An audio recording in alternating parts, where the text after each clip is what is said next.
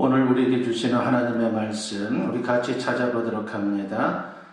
구약성경 이사야 43장 1절 말씀부터 7절까지에 있는 말씀 보도록 합니다. 찾으신 줄 알고 제가 봉독해 올립니다. 야곱아, 너를 창조하신 여호와께서 지금 말씀하시느니라. 이스라엘아, 너를 지으신 이가 말씀하시느니라. 너는 두려워하지 말라. 내가 너를 구속하였고 내가 너를 지명하여 불렀나니 너는 내 것이라. 네가 물 가운데로 지날 때에 내가 너와 함께할 것이라. 강을 건널 때에 물이 너를 침몰하지 못할 것이며 네가 불 가운데로 지날 때에 타지도 아니할 것이요 불꽃이 너를 사르지도 못하리니 대전하는 여호와 네 하나님이요 이스라엘의 거룩하시니요 내 구원자임이라. 내가 애굽을 너의 속량물로 구스와 스바를 너를 대신하여 주었노라. 네가 내 눈에 보배롭고 존귀하며 내가 너를 사랑하였은즉 내가 네 대신 사람들을 내어주며 백성들이 내 생명을 대신하리니 두려워하지 말라. 내가 너와 함께하여 네 자손을 동쪽에서부터 오게 하며 서쪽에서부터 너를 모을 것이며 내가 북쪽에게 이르기를 내놓으라. 남쪽에게 이르기를 가두어 두지 말라. 내 아들들을 먼 곳에서 이끌며 내 딸들을 땅 끝에서 오게 하며 내 이름으로 불려지는 모든 자 곧 내가 내 영광을 위하여 창조한 자를 오게 하라. 그를 내가 지었고 그를 내가 만들었느니라. 아멘. 이 본문 말씀을 가지고 요동치 않을 이유에 대해서 우리가 같이 은혜를 나누고자 합니다. 오늘 이 시대를 가리켜서 불안의 시대라고 그렇게 말들을 하죠. 정말 그렇습니다. 사방팔방 불러보면 우리를 두렵게 하고 불안하게 하는 요소들이 얼마나 많은지 모릅니다. 무엇보다 코로나19로 인해서 그 어느 때보다도 사람들 마음에 불안과 걱정이 많습니다. 이 문제를 해결하느냐 못하느냐가 행복의 관건이 될 정도입니다. 그러면 과연 어떻게 지금의 불안을 극복할 수 있습니까? 결론적으로 말씀드리면 신앙으로만 가능한 것입니다. 어떤 사람은 의지나 신념이 강해서 불안해하지 않고 잘 살기도 합니다. 하지만 나 자신의 의지나 신념에는 한계가 있습니다. 그 한계를 넘어서게 되면 그 누구도 불안의 문제를 해결할 수가 없는 것입니다. 미국 대통령을 역임한 프랭클린 루스벨트 대통령이 있습니다. 그분이 대통령으로 취임했을 때에 미국은 최악의 상황이었죠. 실업률 25%로 엄청난 실업자가 발생했고 노숙자가 무려 250만 명이나 됐습니다. 1930년대 세계 경제 대공황이 있었는데 그는 뉴딜 정책으로 그 위기를 극복하게 됩니다. 그런데 그 정책보다 더 중요한 게 있었습니다. 그는 라디오를 통해서 국민들에게 이렇게 연설을 했습니다. 우리에게는 두려움 그 외에 두려워할 게 없습니다 라고 말입니다. 아무것도 두려워하지 말라는 것이죠. 그 자신이 불안에 사로잡히지 않았기에 할 수 있었던 메시지입니다. 그 연설문의 마지막 대목이 이렇습니다. 우리는 하나님의 축복을 구합니다. 주님이 우리 한 사람 한 사람을 지켜주시기를 원합니다. 그리고 주님께서 나를 인도해 주시기를 원합니다 라고 그렇게 메시지를 선포했습니다. 그가 담대할 수 있었던 것은 바로 하나님을 의지하는 신앙 때문이었다라고 하는 것을 우리가 알 수 있습니다. 그러므로 이렇게 정리를 할 수가 있죠. 신앙과 불안은 반비례한다라고 말입니다. 신앙이 좋을수록 불안하지 않습니다. 오늘 본문은 바로 그 사실을 증거하고 있는 것입니다. 우리의 마음이 하나님을 향할 때에 우리의 신앙이 견고해질 때에 우리는 불안을 극복하고 승리하는 인생을 살 수가 있는 것입니다. 그리고 행복할 수 있습니다. 아무쪼록 오늘 말씀을 통해서 불안의 시대를 잘 극복하고 승리하는 우리 모두가 되었으면 합니다. 오늘 본문은 이사야 선지자가 이스라엘 백성들을 격려하는 말씀입니다. 이스라엘이 하나님을 배반하고 범죄함으로 말미암아 징계를 받게 되죠. 이방 바벨론에게 멸망을 당한 것입니다. 이스라엘은 몹시 불안했습니다. 그런 그들에게 주는 메시지입니다. 오늘 본문 1절 말씀을 보면 한글 성경에는 생략된 말씀이 있는데 그러나 이제라고 하는 말이 바로 그것입니다. 무슨 뜻입니까? 세상에서 이런저런 환난과 시련을 만날 수 있다. 그러나 하나님이 반드시 함께하며 보호해 줄 것이다 라고 하는 뜻입니다.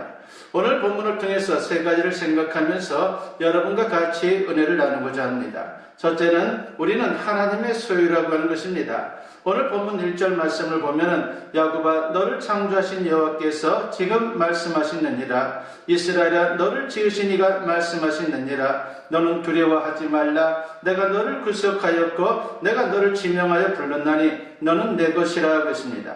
여기서 야곱과 이스라엘은 개인의 이름이면서 동시에 민족의 이름이기도 합니다. 그리고 각 백성을 가리키는 것이죠. 즉 모든 성도들 개개인을 가리키는 것입니다. 그래서 우리가 야곱이나 이스라엘에 여러분의 이름을 집어넣으면 되는 것입니다. 하나님이 나를 창조하시고 구속하셨다는 겁니다. 그래서 너는 내 것이라, 즉 하나님의 소유가 되었다는 것이죠. 그리고 여기서 구속한다라고 하는 단어는 일반적으로는 잘 쓰지 않는 단어입니다. 그래서 그 뜻을 정확히 이해할 필요가 있습니다. 구속하다라고 하는 단어는 히브리어로 말할 때 가알이라고 그렇게 표현을 합니다. 노예 시장에서 값을 치르고 노예로 사는 것을 말하는 것입니다. 그래서 그 돈을 속전이다라고 말합니다. 이렇게 죗값을 치르고 구원하는 것이 바로 구속인 것입니다. 주인이 바뀐 것이죠. 3절 말씀을 보면 구약시대에는 이스라엘을 구속하기 위해 이방 민족들을 속전으로 사용했다라고 말씀을 합니다. 대전하는 여호와 내 하나님이요 이스라엘의 거룩한 이요 내 구원자임이라. 내가 애굽을 너의 속량물로 구스와 스바를 너를 대신하여 주었노라 하고 있습니다. 이스라엘을 구원하기 위해서 애굽과 구스 그리고 스바 등 이방 나라를 속전으로 사용했다라고 하는 것입니다. 무슨 뜻입니까? 예를 들어서 하나님께서 모세를 통해 바로 왕에게 노예살이를 하던 이스라엘 백성들을 풀어주라고 그렇게 말씀을 하셨죠. 그런데 바로가 거부하자 재앙이 내리게 됩니다. 그것이 바로 10번째 재앙으로 장자 죽음의 재앙이었습니다. 그들을 희생시키면서 하나님께서 이스라엘을 구원했다라고 하는 것입니다. 그래서 그것을 속전이다라고 표현한 것입니다. 그렇다고 하나님이 너무 하신 게 아닙니다. 그들이 억울한 것도 아닙니다. 왜냐하면 그들은 심각한 죄를 범한 자들이므로 마땅히 하나님의 심판을 받은 것입니다. 그런데 그날 밤 이스라엘이 구원받은 진짜 이유가 무엇입니까? 어린 양의 피 때문인 것이죠. 성경은 그 해방의 날을 6월절이라고 그렇게 말씀을 합니다. 영어로 6월절은 패스오버인 것입니다. 어린 양의 피를 문설주와 인방에 바른 이스라엘 집은 장자들이 죽지 않았습니다. 즉 죽음이 건너뛴 것입니다. 그 어린 양은 장차 인간으로 오셔서 십자가 대속의 제물이 되신 예수 그리스도를 예표하고 있는 것입니다. 그래서 로마서 3장 24절에서 사도 바울은 우리가 구원받은 것을 이렇게 설명을 하죠. 그리스도 예수 안에 있는 속량으로 말미암아 하나님의 은혜로 값없이 의롭다 하심을 얻은 자 되었느니라고 했습니다.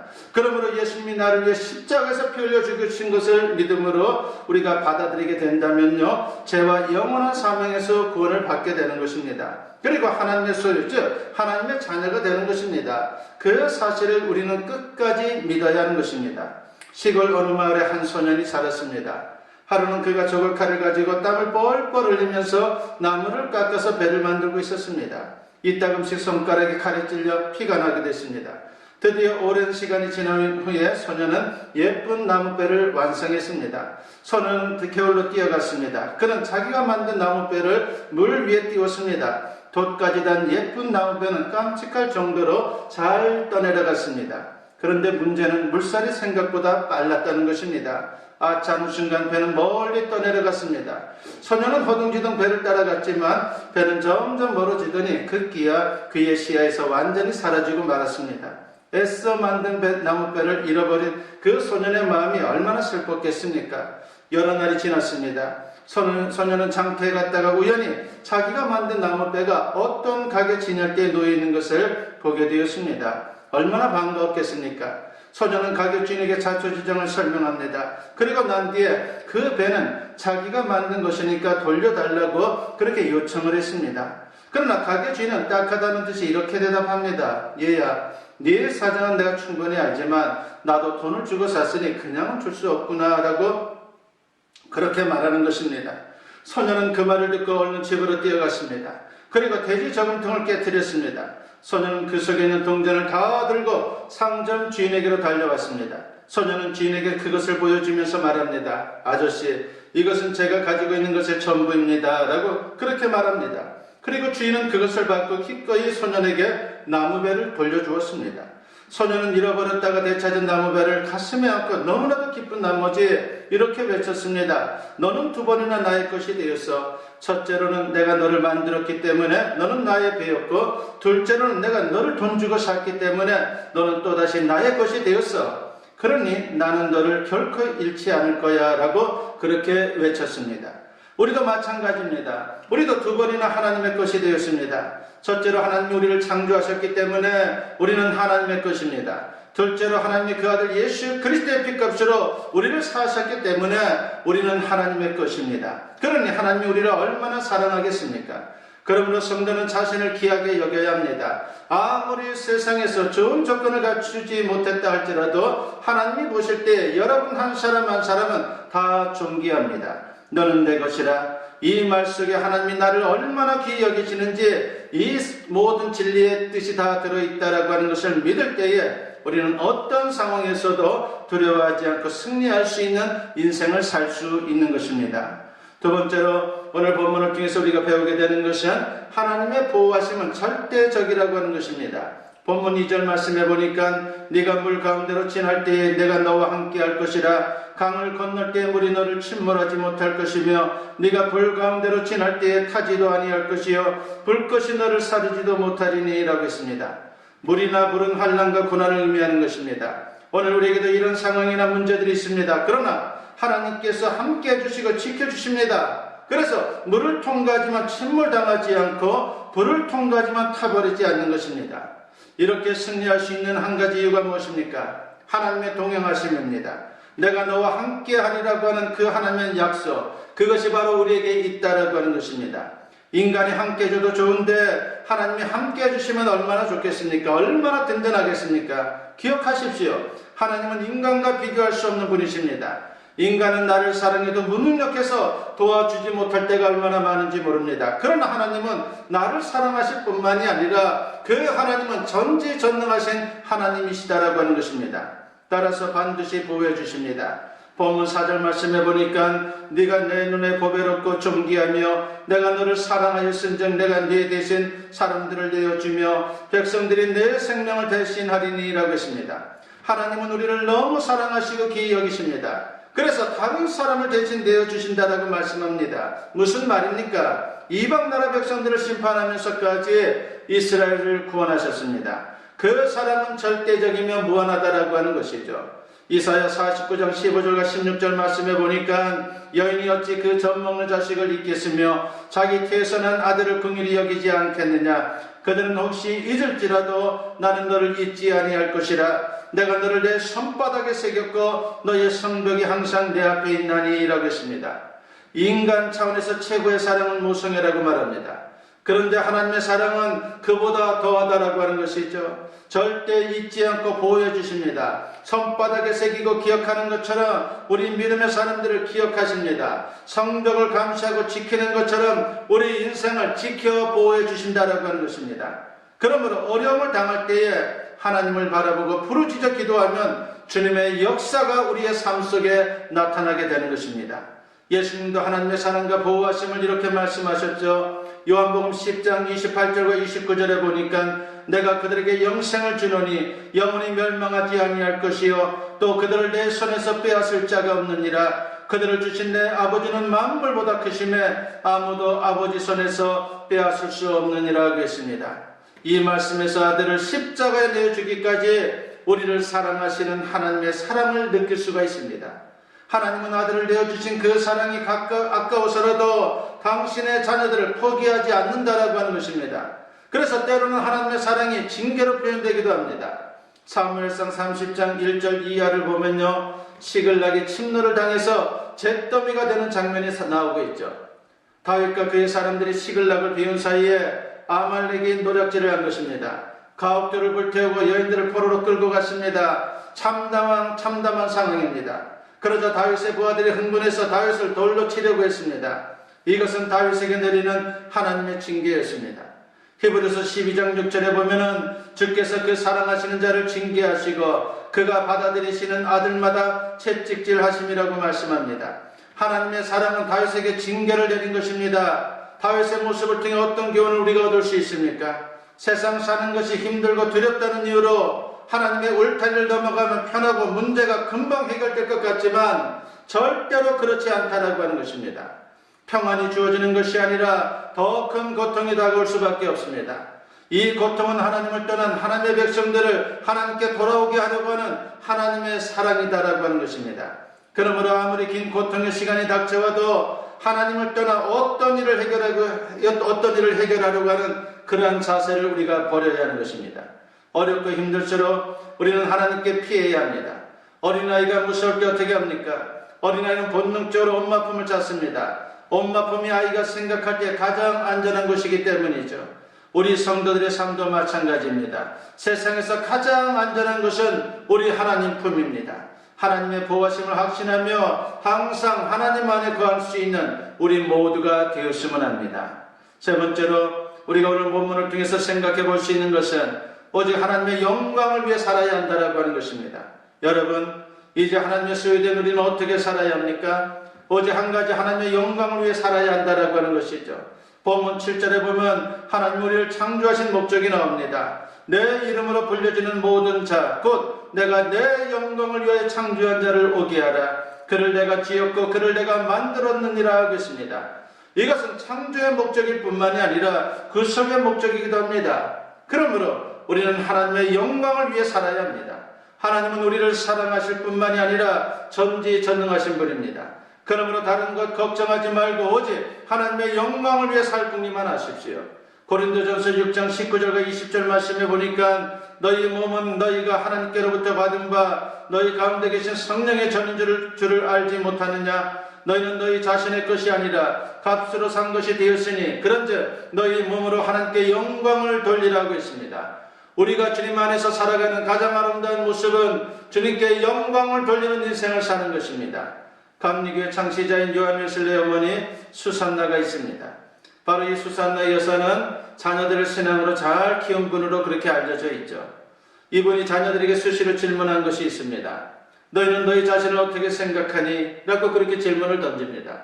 그러면 자녀들이 대답하죠. 위대한 사람이라 생각합니다. 그러면 또 질문을 합니다. 누가 너희를 위대하다 말씀했니? 자녀들이 대답합니다. 하나님이 위대하다고 말씀하셨습니다. 그리고 마지막으로 이렇게 묻습니다. 위대한 사람은 어떻게 살아야 하니?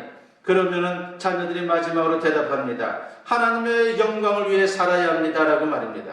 바로 이러한 자녀들을 향한 신앙 교육을 통해서 자녀들이 하나님의 영광을 위해 살아야 한다라고 하는 것을 배웠다라고 하는 것입니다. 우리는 지금 불안한 시대를 살고 있습니다. 하지만 우리는 거기에 휩쓸려서는 안 됩니다. 겨울철에도 독야 청청한 상록수처럼 늘 푸른 신앙을 가질 수 있는 하나님의 사람들이 되었으면 합니다. 무엇보다 예수님의 십자가가 나를 사랑하는 하나님의 절대 사랑의 증표이며 절대 보호의 증표이다라고 하는 것을 분명히 믿을 수 있기를 바랍니다. 그래서 세상은 코로나19로 요동쳐도 저와 여러분은 결코 요동하지 않고 하나님의 영광을 나타내는 참 승리자의 삶을 살아갈 수 있기를 주님의 이름으로 간절히 축원합니다. 기도드립니다. 사랑과 은혜가 충만하신 아버지 하나님 감사합니다. 오늘도 주님 안에서 주님의 말씀을 통해서 같이 은혜 나누고 도전을 받았습니다. 우리를 사랑하시는 하나님이라고 했습니다. 우리를 절대로 놓칠 수 없는 그런 자녀로 삼아주셨다라고 했습니다. 주님의 그 크신 사랑과 은혜를 항상 기억하게 하시고 언제나 주님과 동행하는 하나님의 사람들이라고 하는 것을 늘 또한 생각하며 담대하게 세상을 살아갈 수 있는 우리 모두가 되게 하여 주시옵소서. 아버지 하나님, 세상에서 벌어지는 여러 가지 어렵고 힘든 일 때문에 주님의 영광을 가리우는 일이 발생하지 않도록 우리에게 더욱더 강한 믿음을 더하여 주시사 아버지 하나님의 거룩한 백성의 삶이 날마다 시간이 가면 갈수록 더 굳건해질 수 있도록 역사여 주시옵소서. 감사드리옵고 예수님의 이름으로 기도드리옵나이다. 아멘. 축복 기도드립니다.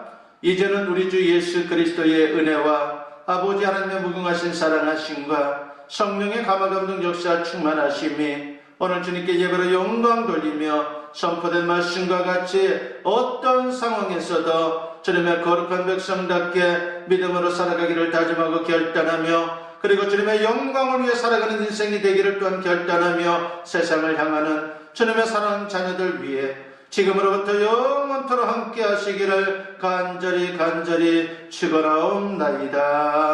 아멘.